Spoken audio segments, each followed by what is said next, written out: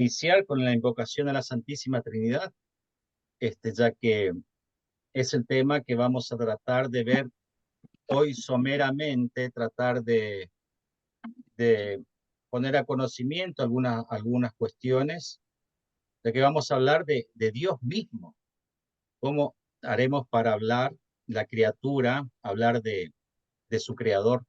Así que les invito a ponernos en presencia de la Santísima Trinidad e invocarla con esta oración que es tan propia nuestra, que está en todos nuestros oficios.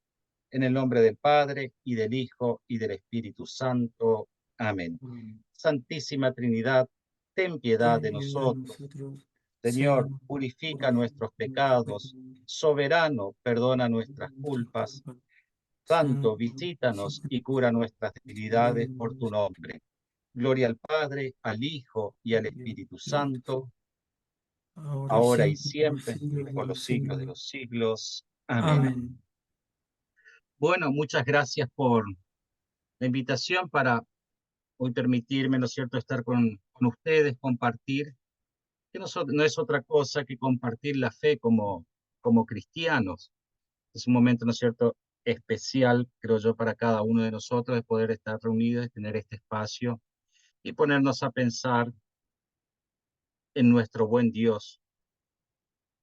Cuando el Padre Marcos me invita a desarrollar este tema, no va a ser una clase, sino simplemente voy a tratar de exponer algunas cuestiones al respecto de la Santísima Trinidad. Este es un tema bueno, que se aborda en el catecismo particular de la Iglesia Greco-Católica, bajo el título Creemos en la Trinidad consustancial e indivisible, y se va desarrollando entre los parágrafos 71 y 98. Para tratar, digamos, de hacer una aproximación a esta cuestión, entonces yo voy a apoyarme simplemente en lo expresado por el catecismo particular y basándome también apoyándome en el catecismo de la Iglesia Católica, la Iglesia Universal. Traté un poco de hacer entrecruzar, digamos, las distintas cuestiones que se van abordando ahí para, bueno, tener más o menos una idea de qué hablamos. Ciertamente estamos hablando de Dios, pero bueno, en manera particular este gran misterio que es que creemos nosotros como católicos, como cristianos, en la Trinidad consustancial e indivisible.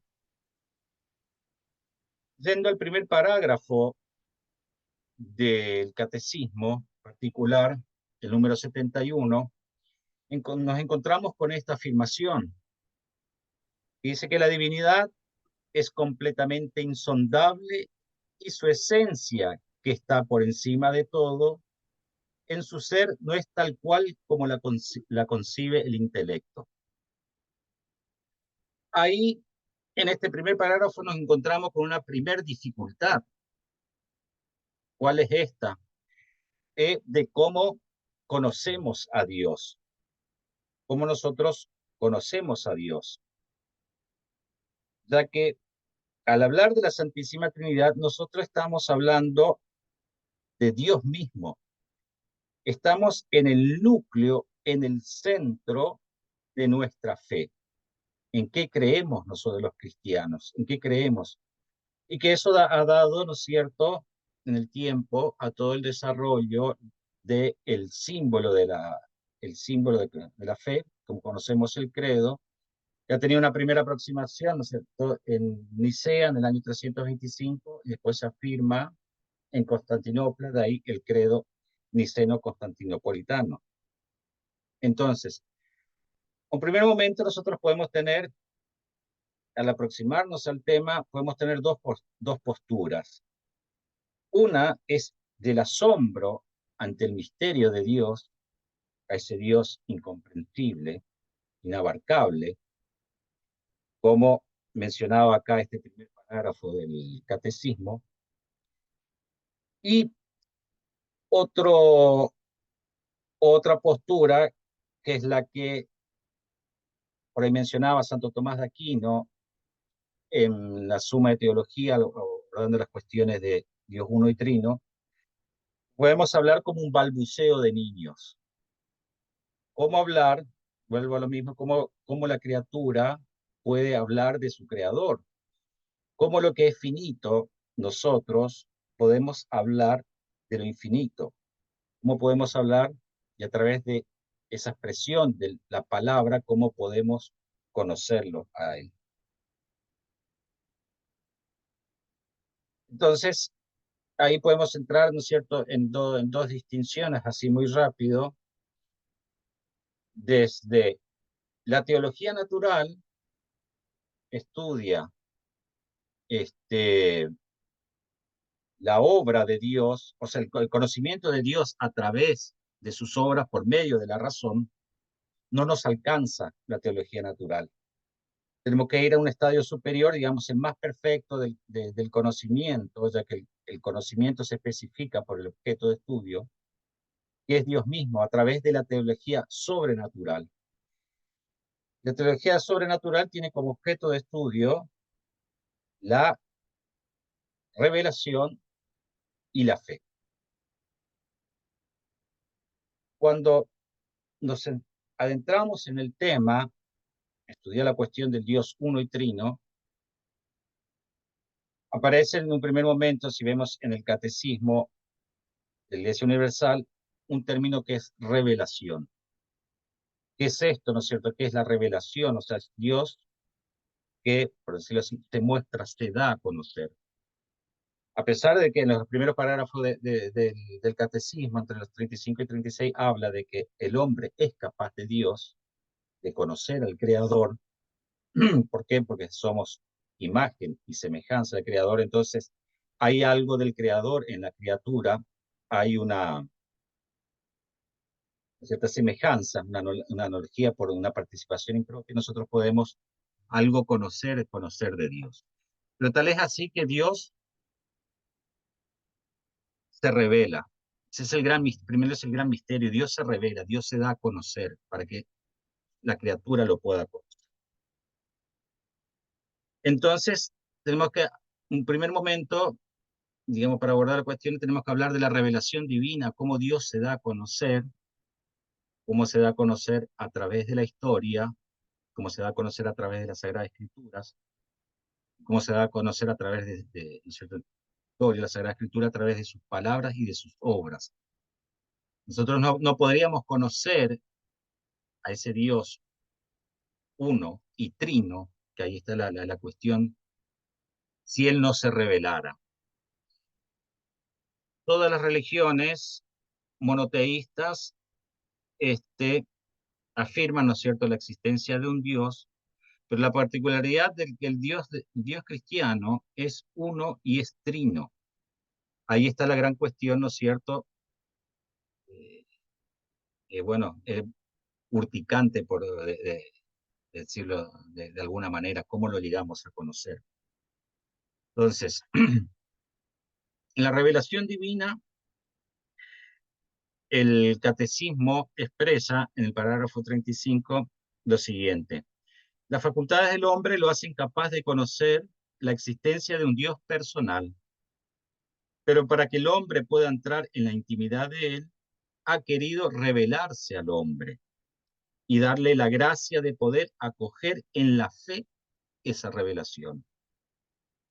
Sin embargo, las pruebas de la existencia de Dios pueden disponer a la fe y ayudar a ver que la fe no se opone a la razón humana. Hay dos elementos, revelación y fe, con los cuales Dios se revela. Él se revela, pero es necesario la gracia de la fe para poder aceptar libremente esa revelación, coger esa revelación. Siguiendo con el catecismo, afirma que la Santa Madre Iglesia mantiene y enseña que Dios, principio y fin de todas las cosas, puede ser conocido con certeza mediante la luz natural de la razón humana a partir de las cosas creadas. Sin esta capacidad, el hombre no podría acoger la revelación de Dios. El hombre tiene esta capacidad porque ha sido creado a imagen y semejanza de Dios. Algo del Creador está en la criatura, Entonces nosotros podemos llegar a conocerlo. Conocerlo como dirá San Pablo, todavía lo vemos como en sombra, en penumbra, o vemos como en un espejo.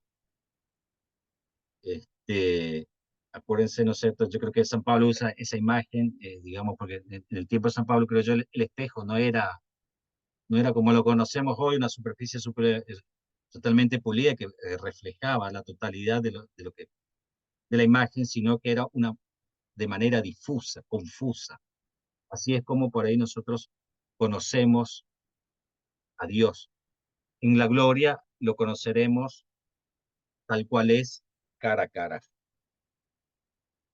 Siguiendo con la cuestión de la revelación, entonces toda la fe de la Iglesia se apoya en la revelación divina. Primer punto. La revelación se concreta a través de obras y palabras. Todo el Antiguo Testamento, Dios se revela a través de sus obras y de sus palabras. Y actúa en la historia.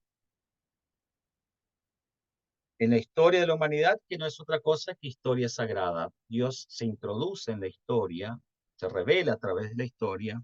La historia de la humanidad es sagrada porque tiene la presencia de Dios. Si, siguiendo la línea de las Sagradas Escrituras, nosotros podemos ver desde el capítulo 1 del Génesis, cuando Dios crea el mundo, la Escritura dice que era una masa informe. Y el Espíritu de Dios y el Espíritu aleteaba sobre las aguas. Tenemos una primera imagen, una primera presencia, o sea, de Dios como Espíritu. Cuando crea al hombre, lo hace de barro y sopla, le infunde el Espíritu. Durante la tradición de la Iglesia, en la Sagrada Escritura, nosotros vamos a ver, va a aparecer el Espíritu como soplo, como aliento. Término, ¿no es cierto?, que en hebreo es el ruaj, el ruaj, que, o sea, que sale desde adentro y es insuflado, ese espíritu de vida. En la oración, digamos, el Espíritu Santo, nosotros decimos dador de vida. El dador de vida es el que insufla la vida, ese espíritu, ese soplo. Digamos, con este proceso de la revelación en el Antiguo Testamento, Dios se revela a Moisés como aquel que es. No tenía nombre, era el innombrable, o sea, ¿cómo nombrarlo? Y él simplemente sacó, ¿cuál es tu nombre? Es el que es el ser. Es el ser que da el ser a todas las cosas, a toda la creación, a todas las criaturas. También se empieza a vislumbrar en el Antiguo Testamento la revelación de Dios como Padre. Yahvé, Padre de las naciones. Y así se van dando alguna serie de adjetivos, siempre hablando de manera analógica, por medio de analogías. Dios como Padre, Dios Creador. Va manifestando poco a poco esa revelación, ¿no es cierto? Va siendo progresiva, va preparando el pueblo de Israel hasta completarse y tener su culmen en el Nuevo Testamento con el Verbo encarnado. La revelación también, la relación de revelación y creación, es la participación de la Santísima Trinidad en la creación del mundo. Ya se va vislumbrándose a las operaciones ad extra de la Trinidad van actuando sobre la creación del mundo. San Basilio dirá, hablando, digamos, en términos filosóficos, mejor dicho, en categorías filosóficas, que la causa primera es el Padre, la causa eficiente es el Hijo, y la causa final es el Espíritu Santo, la causa por la cual se dan todas las cosas. Entonces conocemos a ese Dios creador a través de su creación. A través de la creación nosotros podemos conocer a ese Dios creación. Porque lo invisible de Dios desde la creación del mundo se manifiesta a través de sus obras, su poder eterno y su divinidad. Entonces, hasta aquí tenemos que, ¿no es cierto?, la revelación es gradual, se va dando desde en todo el Antiguo Testamento hasta alcanzar su plenitud en la persona del Verbo encarnado, que es Cristo. En el Nuevo Testamento, Cristo viene a completar, dar a conocer al Padre. En el Nuevo Testamento, la plenitud de la revelación fue alcanzada por el Hijo unigénito, que está en el seno del Padre y lo revela. Entonces, redondeando un poco, sintetizando toda la historia de la salvación, no es otra cosa que la historia del camino y los medios por los cuales el Dios verdadero, único, Padre, Hijo y Espíritu Santo, se revela a los hombres. Y por un lado, o sea, tenemos a nosotros podemos conocer porque Dios se da a conocer. Él no se daría a conocer, no se revelaría, el intelecto humano no podría comprender, abarcar ese misterio que es infinito, que es la Santísima Trinidad. Entonces, la revelación del Dios Trino, podemos hablarlo podemos decirlo en categorías temporales para que nosotros podamos comprender, ya que Dios, que no está sujeto al tiempo ni al espacio, nosotros necesitamos hablarlo desde nuestras categorías, tiempo, espacio. Entonces podemos trazar una línea de la revelación, cómo fue esa revelación del Dios Trino, iniciando por la revelación del Hijo. Jesús ha revelado que Dios es Padre en un sentido nuevo, no ya en el sentido como lo comprendía el pueblo de Israel. No solo que en cuanto a creador, sino que Él es eternamente Padre en relación a su Hijo único y que recíprocamente solo es Hijo en relación a su Padre. Nadie conoce al Hijo sino el Padre, ni el Padre le conoce nadie sino el Hijo, y a quien el Hijo se lo quiere revelar.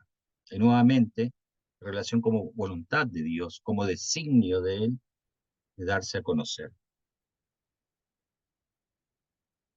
La tradición apostólica de la Iglesia confesó que en el año 325, en el primer concilio ecuménico de Nicea, que el Hijo es consustancial al Padre, es decir, un solo Dios con Él.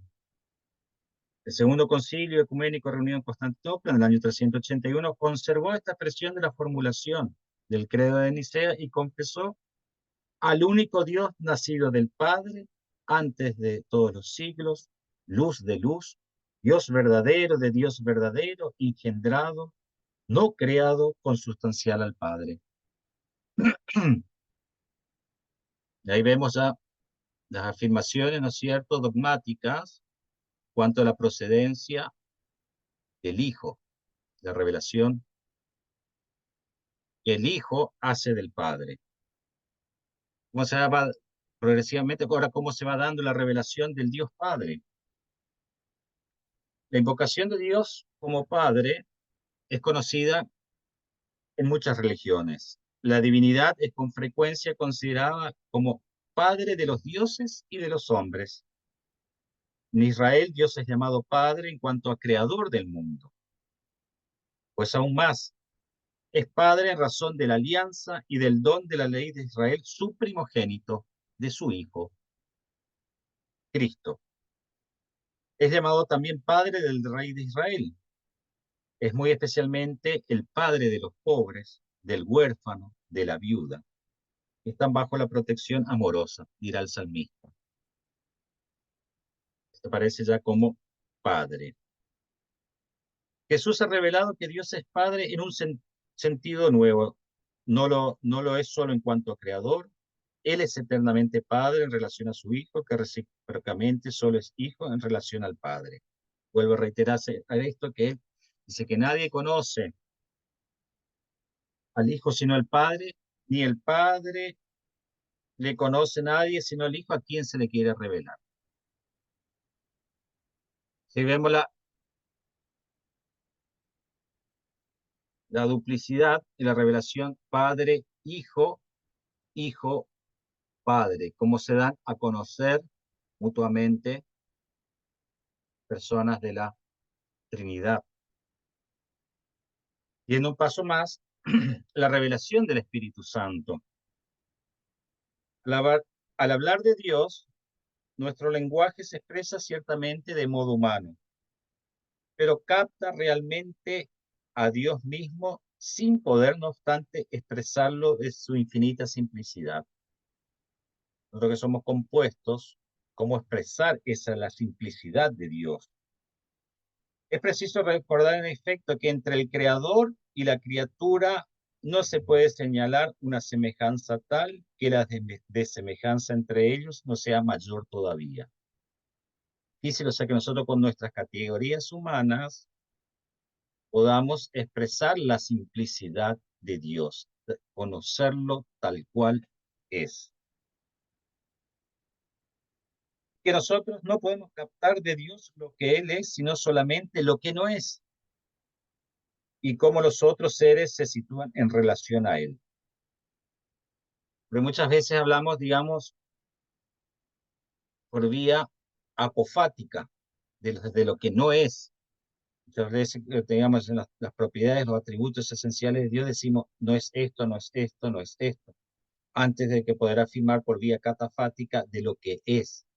Una serie de distinciones, bueno, que ahí no vamos a entrar ahora porque este temita de Dios Trino daría para todo un curso de...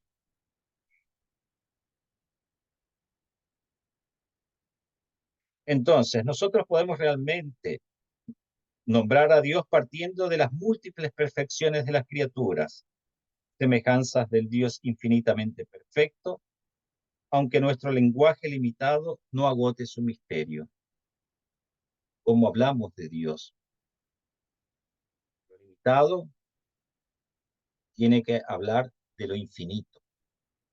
La limitación de nuestro lenguaje, de nuestro conocimiento, tiene que trata de acercarse a lo que a su creador, que es infinito.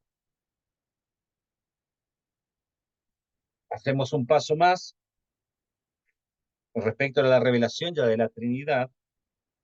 El origen eterno del Espíritu Santo se revela en su misión temporal. El Espíritu Santo es enviado a los apóstoles y a la iglesia, tanto por el Padre en nombre del Hijo, como por el Hijo en persona, una vez que vuelve junto al Padre. El envío de la persona del Espíritu Santo tras la glorificación de Jesús revela en plenitud el misterio de la Santa Trinidad. La Escritura, por ahí podemos tener una primera revelación en el bautismo del Señor. El Hijo, en el Jordán, la voz del Padre, este es mi Hijo muy amado, en quien tengo puesta toda mi predilección. La figura de la paloma que desciende, por ahí es la primera revelación, ¿no es cierto?, que tenemos, ¿no es cierto?, de la Trinidad, Padre, Hijo y Espíritu Santo. El envío del Espíritu Santo, el Pentecostés de la Iglesia, queda supeditado, llamemos una categoría temporal, por la glorificación del Hijo. Es necesario que yo ascienda en gloria para que yo les envíe el Paráclito, que se cumpla toda la revelación de la Trinidad. ¿Qué quiere decir esto? La Trinidad antes no, el Espíritu Santo antes no estaba, no, sino que es, digamos, las operaciones que podemos decir es extra, fuera del seno de la Santísima Trinidad, que operan en la historia. No es que primero estuvo el Padre, después engendró al Hijo y en un tercer momento aparece la Santísima Trinidad, que es enviado por el Padre del Hijo o por el Padre a través del Hijo, según como leamos en el Filóque. No, un único Dios que existe desde el principio y que actúa en la historia, en la creación del mundo, de manera, o sea, única, un único Dios. Pero se va revelando, se va manifestando a través de la historia, a través de la historia de la salvación, de manera progresiva.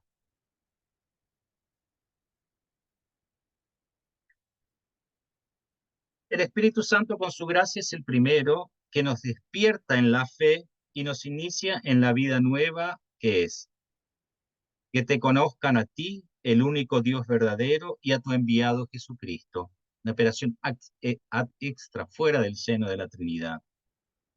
No obstante, es el último, si podemos hablar en una categoría temporal, es el último en la revelación de las personas de la Santísima Trinidad. San Gregorio Nacianceno explica esta progresión por medio de una pedagogía de la condescendencia divina, que se va revelando poco a poco. Padre, Hijo y Espíritu Santo. El Antiguo Testamento proclamaba muy claramente al Padre y más oscuramente al Hijo. El Nuevo Testamento revela al Hijo y hace entrever la divinidad del Espíritu. Ahora el Espíritu tiene derecho de ciudadanía entre nosotros y nos da una visión más clara de sí mismo. En efecto, no era prudente cuando todavía no se confesaba la divinidad del Padre proclamar abiertamente la del Hijo, y cuando la divinidad del Hijo no era aún admitida, añadir el Espíritu Santo como un fardo suplementario, si empleamos una expresión un poco atrevida. Así, por avances y progresos de gloria en gloria, es como la luz de la Trinidad estalla en resplandores cada vez más espléndidos. Decíamos, es una exposición de San Gregorio Nacianceno al respecto de la Santísima Trinidad. ¿Cómo se va esa revelación? Es progresiva. Se va revelando a medida que, digamos, el hombre va adquiriendo esa capacidad de comprensión, de comprender a la Trinidad. Así llegamos a Pentecostés. El día de Pentecostés, la Pascua de Cristo se consuma con la efusión del Espíritu Santo que se manifiesta, da y comunica como persona divina. De su plenitud, Cristo el Señor derrama profusamente el Espíritu. En este día en Pentecostés se revela plenamente la Santísima Trinidad. Desde ese día el reino anunciado por Cristo está abierto a todos los que creen en Él. En la humildad de la carne y en la fe, participan ya en la comunión de la Santísima Trinidad. Con su venida, que no cesa, el Espíritu Santo hace entrar el mundo en los últimos tiempos, el tiempo de la Iglesia, el reino ya heredado, pero todavía no consumado. Viene a planificar la obra del Espíritu Santo, del Padre y del Hijo. Hasta acá más o menos, más o menos me siguen. Sí, sí.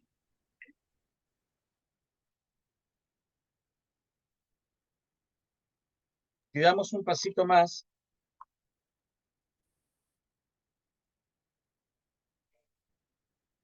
viendo a este Dios uno y trino, Jesús mismo confirma que Dios es el único Señor y que es preciso amarle con todo el corazón, con toda el alma, con todo el espíritu y con todas las fuerzas. Deja al mismo tiempo entender que Él es el Señor. Confesar que Jesús es el Señor es lo propio de la fe cristiana. Esto no es contrario a la fe en el Dios único. Creer en el Espíritu Santo, que es el Señor y dador de vida, no introduce ninguna división en el único Dios. Hablar del Padre, del Hijo y del Espíritu Santo, no estamos hablando de Dios, de tres dioses distintos. Estamos hablando de un único Dios que se manifiesta en las operaciones ad extra, fuera del seno de la Trinidad. Entonces, es un mismo Dios. Creemos firmemente y confesamos que hay un solo Dios verdadero, inmenso e inmutable, incomprensible, todopoderoso, inefable, Padre, Hijo y Espíritu Santo. Tres personas, pero una sola esencia, sustancia o naturaleza absolutamente simple. Es lo que definirá en el Concilio de Letrán respecto de la Trinidad. Ya hay una definición dogmática en cuanto a las personas de la Santísima Trinidad.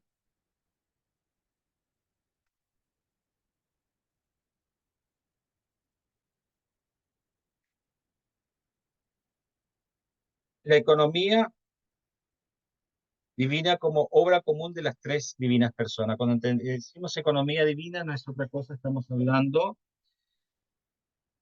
de la historia de la salvación, cómo Dios se manifiesta, cómo se manifiesta y cómo salva al hombre. Ese es el plan de salvación, puede ser el sinónimo de la economía divina, es el obrar de Dios en la historia.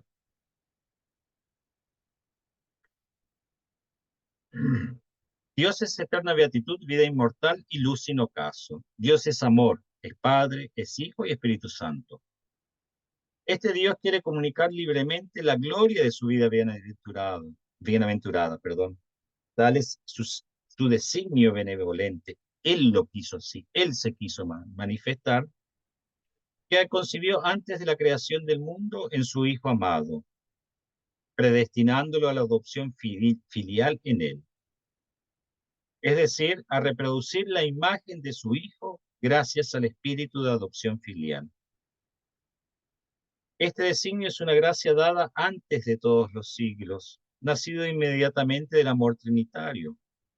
Se despliega en la obra de la creación, en toda la historia de la salvación, después de la caída, en las misiones del Hijo y del Espíritu, cuya prolongación es la misma Iglesia. Se revela, se muestra a través de la economía de la salvación, del plan de salvación. Como volvemos un poquito al principio, a través de las obras y de las palabras, Dios se revela, se da a conocer, se muestra.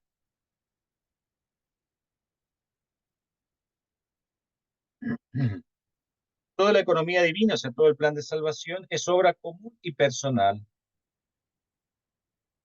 Da a conocer las propiedades de las personas divinas y su naturaleza única. Así, toda la vida cristiana es comunión en cada una de las personas divinas, sin separarlas de ningún modo. El que da gloria al Padre lo hace por el Hijo en el Espíritu Santo. El que sigue a Cristo lo hace porque el Padre lo atrae y el Espíritu lo mueve. Las operaciones, bueno, nuevamente, extras de la Trinidad, fuera del seno de la Trinidad. Obra uno, pero a través de las otras dos personas. El Espíritu a través del Padre y el Hijo con el Padre y el Espíritu. No, vuelvo a reiterar, no son tres dioses, sino un solo Dios que obra. El fin último de toda la economía divina, o sea, de todo el plan de salvación, es la entrada de las criaturas en la unidad perfecta de la bienaventurada Trinidad. Es por ello, yo creo que en este curso muchas veces habrán escuchado el término de, por ahí un término bastante, no sé si decirlo altanero, el de divinización, o sea, que es el hombre lo que busca, o sea, Dios con su venida que busca elevar al hombre y divinizarlo, llevarlo hasta él. Es la bien, o sea, que el hombre se ha introducido en el seno de la Santísima Trinidad, el conocimiento perfecto de Dios. No es otro el plan de salvación de Dios que ese, que el hombre sea elevado al seno de la Trinidad, de la salvación, participar el hombre el seno de la Trinidad.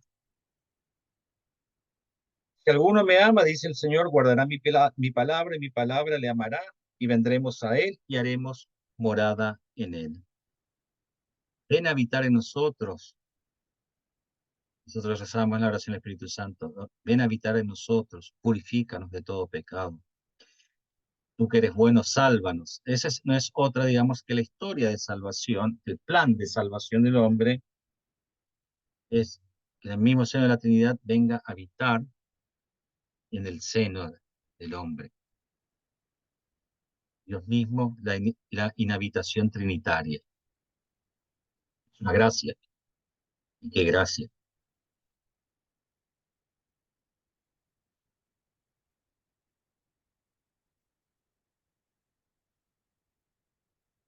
Los cristianos son bautizados en el nombre del Padre, del Hijo y del Espíritu Santo, mismo Dios, un solo Dios.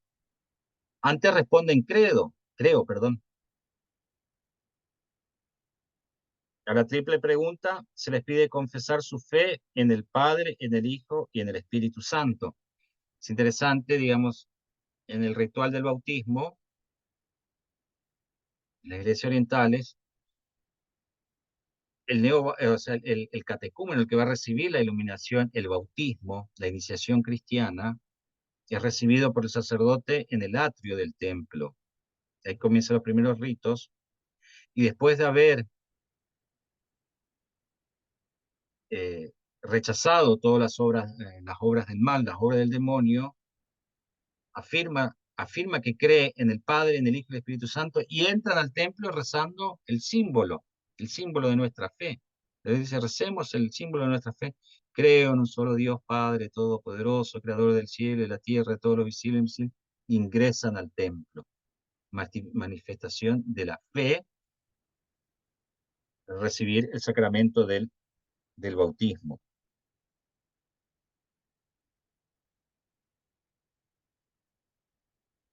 El misterio de la Santísima Trinidad es el misterio central de la fe y de la vida cristiana. Es el misterio de Dios en sí mismo. Es pues la fuente de todos los otros misterios de la fe. Es la luz que lo ilumina todo. Es la luz de luz. Es la enseñanza más fundamental y esencial en las jerarquías de las verdades de la fe. Vuelvo a reiterar acá, nosotros estamos en el núcleo, en el centro de la fe cristiana. Un único Dios, Padre, Hijo y Espíritu Santo. Es el centro. Si sacamos esto, todo se cae, toda la fe quedaría sin sentido. Es lo que a nosotros nos permite luego a través de la fe, digamos, aceptar la resurrección de Cristo. También vana es nuestra fe si Cristo nos resucitó, diría el apóstol Pablo. Si nosotros sacamos este centro, este núcleo de Padre, que es un Dios que es Padre, Hijo y Espíritu Santo, todo el edificio de la fe, del cristianismo, se viene abajo. Toda la historia de la salvación no es otra cosa que la historia del camino y los medios por los cuales el Dios verdadero, único, Padre, Hijo y Espíritu Santo, se revela a los hombres, los aparta del pecado y los reconcilia y une consigo. Nuevamente, Dios se revela a través de toda la historia de la salvación y se sigue revelando hoy a través también de sus obras y su palabra. Bueno, valga una aclaración, o sea, la revelación hoy se sigue explicitando, o sea, no hay revelaciones nuevas. La revelación terminó con la muerte del último apóstol. Hoy sí lo que parece se está haciendo es explicitando. Dios ilumina a través de su espíritu para poder explicitar cuestiones de fe. La Trinidad es un misterio de fe en sentido estricto, uno de los misterios escondidos de Dios, que no puede ser conocido si no son revelados desde lo alto. Esto afirmará el Concilio Vaticano I. Respecto a la revelación divina, nosotros podemos conocer porque Dios se revela, Dios se muestra, porque Él está fuera de nuestro intelecto, fuera de nuestro alcance. Si Él no se muestra, no se revela, nosotros no podemos conocer. Dios ciertamente ha dejado huellas de su ser trinitario en la obra de la creación y en su revelación a lo largo del Antiguo Testamento. Pero la intimidad de su ser, Trinidad Santa, constituye un misterio inaccesible a la sola razón e incluso a la fe de Israel, antes de la encarnación del Hijo de Dios y el envío del Espíritu Santo. Remarco esto, el misterio de la Santísima Trinidad es el misterio central de la fe y de la vida cristiana. Solo Dios puede dárnoslo a conocer revelándose como Padre, Hijo y Espíritu Santo. Solo Dios puede darnos a conocer revelándose.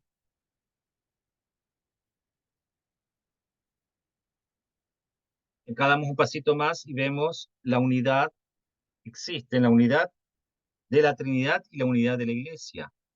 Así como Dios es uno, la Iglesia es una. El modelo y principio supremo de este ministerio es la unidad de un solo Dios Padre, Hijo en el Espíritu Santo de la Trinidad de personas. La Iglesia es una debido a su fundador. Es una, existe solo una. No hay muchas iglesias. Dios es uno. Pues el mismo Dios encarnado, por su cruz, reconcilió a todos los hombres con Dios, restituyéndolo de la unidad de todos en un solo pueblo y un solo cuerpo. La Iglesia es una debido a su alma. Qué linda esta expresión.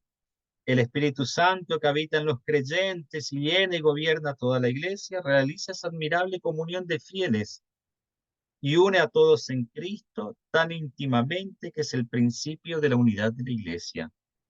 Por tanto, pertenece a la esencia misma de la Iglesia ser una.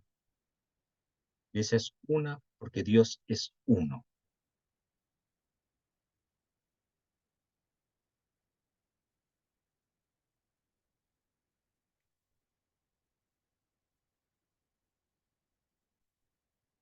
El enunciado, digamos, ya dogmáticamente de la Trinidad, por la formulación del dogma de la Trinidad, la Iglesia debió crear una terminología propia, con ayuda de nociones de origen filosófico. Allá se aparecen la sustancia, persona, hipóstasis, relación. Debió adquirir un lenguaje propio para poder hablar de la Santísima Trinidad. Al hacer esto, no sometía la fe a la sabiduría humana, sino que da un sentido nuevo, sorprendente a estos términos destinados también a significar en adelante un misterio inefable, infinitamente más allá de todo lo que podemos concebir según la medida humana. Nuevamente, cómo la criatura puede hablar de su creador.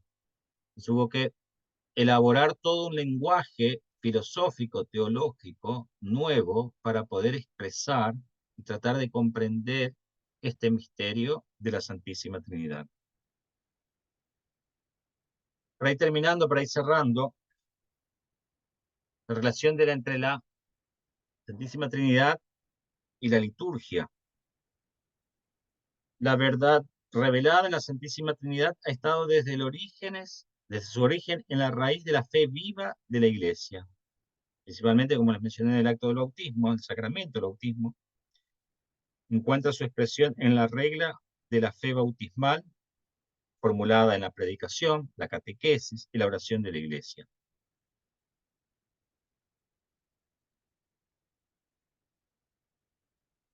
Me gusta pensar en la liturgia, al celebrar, el celebrante empieza con estas palabras: bendito sea el reino del Padre, del Hijo y del Espíritu Santo. Comienza la divina liturgia con la invocación de la Santísima Trinidad. Durante todo el transcurso de la liturgia se van expresando distintos momentos de digamos, del plan de salvación de Dios, cómo Dios entra en la humanidad para salvar al hombre. La liturgia de los fieles, la liturgia eucarística. La segunda persona en la Trinidad, el Hijo, se hace presente, se transustancia por la efusión del Espíritu Santo, la epíclesis, la sustancia en el cuerpo y la sangre de nuestro Señor Jesucristo. Toda la liturgia es trinitaria y culmina manifestando, afirmando a la Santísima Trinidad, luego de haber recibido la Eucaristía, los fieles expresan esta, esta oración tan profunda que dice, hemos visto la verdadera luz, hemos recibido el Espíritu Celestial, hemos encontrado la verdadera fe, adoramos a la Trinidad indivisible porque ella nos ha salvado. Bueno, hasta acá es un poco lo que les tenía preparado hoy para ustedes. Como verán, es un tema bastante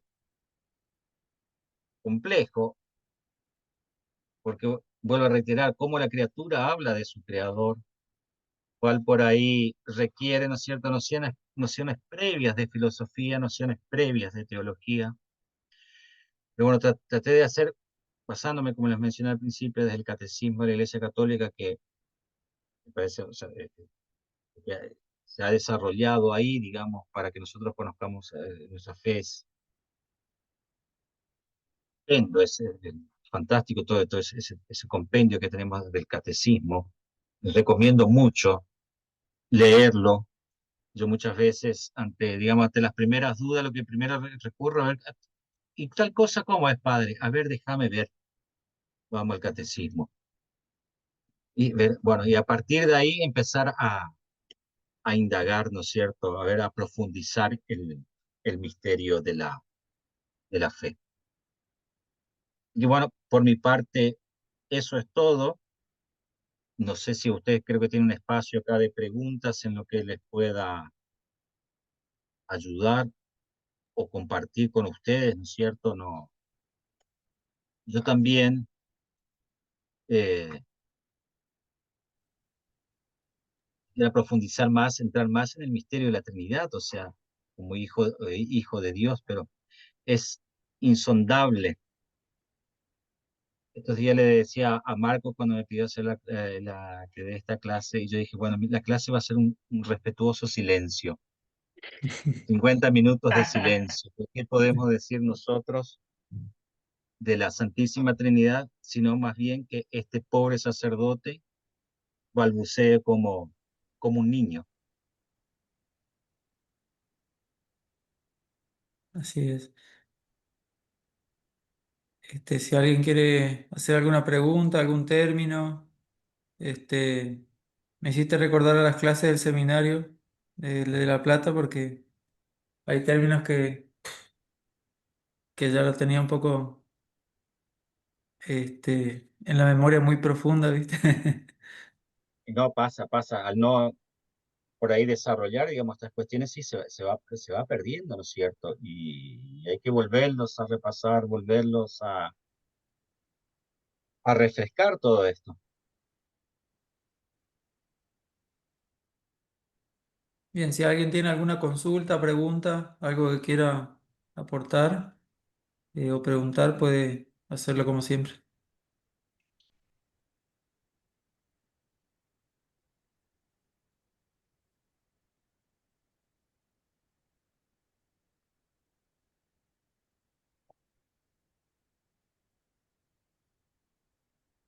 Mientras que van pensando en las preguntas, voy a compartirle este parágrafo del Catecismo Particular.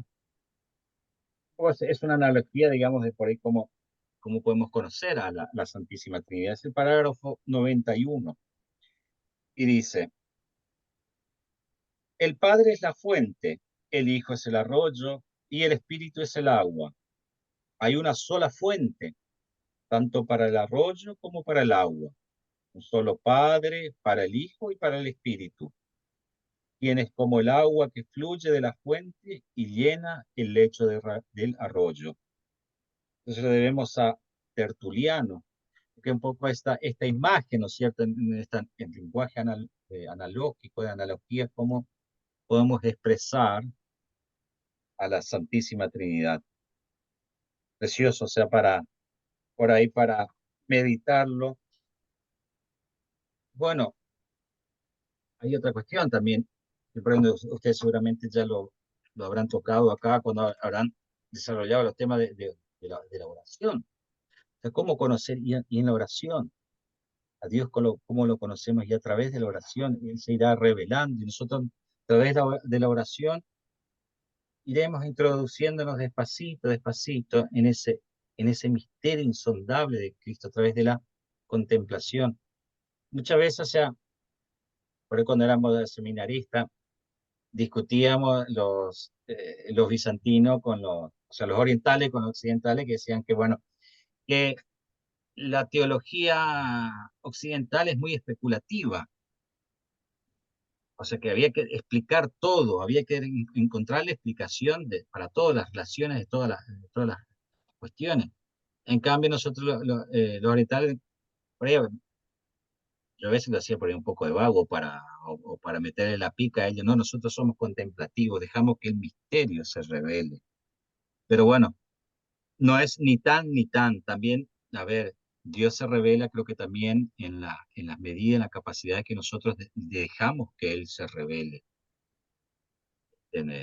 Y bueno, pero también, o sea, no solo, no solo es la actividad intelectual la que permite eso, sino también, bueno, la oración, ponerse de rodillas y dejar que Dios se revele, se muestre. Ahí tenés algunos comentarios en el chat. ¿En dónde? El chat. Hay un chat ahí. Hay un chat.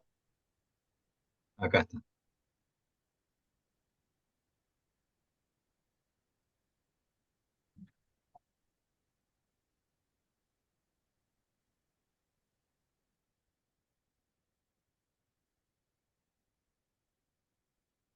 Ah, los tres fósforos. Yo antes de utilizar los tres fósforos, creo que es más interesante, más profundo utilizar esta frase de Tertuliano, esta expresión de Tertuliano, parágrafo 31 del catecismo, utilizar esta analogía del arroyo, el agua y la fuente, que es más, creo que tiene más para dar que simplemente los tres fosforitos. Y se conoce el icono de Andrei Rublev. Sí, eh, algunos afirman, digamos, que esa es, digamos, la primera manifestación de la Santísima Trinidad, ¿no es cierto? Ese ícono. Los ángeles que reciben el enviado, el pan y el vino en el centro, el Hijo que se hace presente, ¿sí? Algunos sí sostienen, ahí está, sí, sí, los tres ángeles, es, digamos, por ahí una primera manifestación de la Trinidad en la iconografía bizantina. Sí, es válido. Una, una inquietud, padre. Sí. Este, yo creo que lo más difícil para transmitir a los chicos es justamente este tema de la Santísima Trinidad, por lo complicado que es, ¿no es cierto? Y yo utilizo también el método de las tres velas o los tres vasos de agua para explicarles. Este, porque no sé cómo bajar a ese tema para explicar más profundamente a los alumnos. Usted no sabe cómo bajarlo. Claro, cómo adaptarlo a los chicos, porque es complicado este tema de la Santísima Trinidad. Si no sabe cómo bajarlo y dice que es complicado, usted está entendiendo la Santísima Trinidad. Está por buen camino. No se preocupe. Claro, como el creador, como la criatura habla de su creador, hablamos de él. O sea, no es imposible. O sea, lo utilizamos, como les mencionaba, un lenguaje analógico, usamos comparaciones. Todo el Antiguo Testamento nosotros encontramos esa figura como el Padre, como el Rey. Es complejo, pero bueno, le vuelvo a insistir por ahí con esta frase de Tertuliano, la analogía entre la fuente, el Ujú. arroyo y el agua, que también puede ser válido, ¿no es cierto?, para dar a conocer a la Santísima Trinidad. Pero muchos habló, o sea, en la iglesia, en la teología del Padre y del Hijo, Y hay un librito muy lindo que se llama El Gran Desconocido, creo que era de, bueno, ahora se me venía el autor, que se refería al Espíritu Santo. Nosotros muchas veces hablamos del Padre y del Hijo, pero poco se conocía al Espíritu Santo. Hasta el Concilio Vaticano II hablaba del gran desconocido de la Iglesia, ¿no es cierto? Y bueno, y acá como Rollo Marín mencionaba dice. esto, Rollo Marín, el gran Padre, desconocido. Sí, padre, algo que, bueno, usted hizo mucho enfoque en la parte patrística, que es muy interesante, en especial, bueno, San Gregorio Nacianceno, y bueno, Tertuliano tiene la característica de que no es santo, pese a ser un padre de la iglesia y de la parte de esta de Occidente. Y bueno, también hablando de íconos, hace poco, bueno, como me dedico a hacer iconografía, uno de los íconos raros que se conoce es el ícono de las tres caras, que se llama, no sé si lo ha visto, que es un rostro que tiene dos caras superpuestas, o sea, son tres caras en una misma cabeza. También ese fue en su momento medio, un poco, bastante extraño hacerlo, pero bueno, es lo que describe la Trinidad justamente. Y también por último, para agregarle, si bien hay una santa que hace poco la canonizaron, no hace mucho, que es Melquita, que es de la iglesia greco-melquita, que es Marian Baguardi, y ella habla sobre el Espíritu Santo justamente, y la acción que tiene el Espíritu Santo, y eso lo habló, lo escribió en sus escritos, volcó en sus escritos justamente en la comunidad que ella había fundado de monjas carmelitas. Sí, es muy mm, interesante. Yo lo busco lo que ella escribió y bueno, por eso la llaman Taca para ser alguna vez declarada doctora de la iglesia, justamente por lo que ha y sería, escrito, ¿no? Ha escrito mucho. sí, bueno, si tiene por ahí los escritos para compartirlo acá en el grupo, así uno se va Claro, instruyendo un poco más, va conociendo.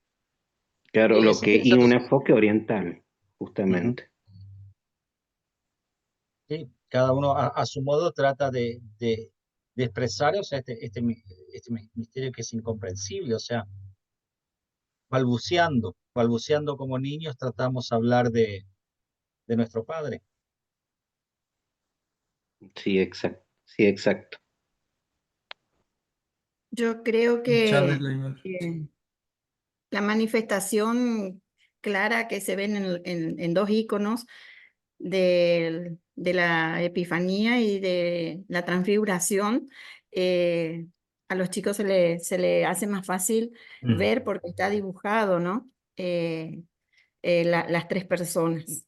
sí, y sí, de algún modo tenemos que hacer visible lo que es invisible, o sea, pues nosotros hablamos de un misterio invisible, de algún modo tenemos que hacerlo visible.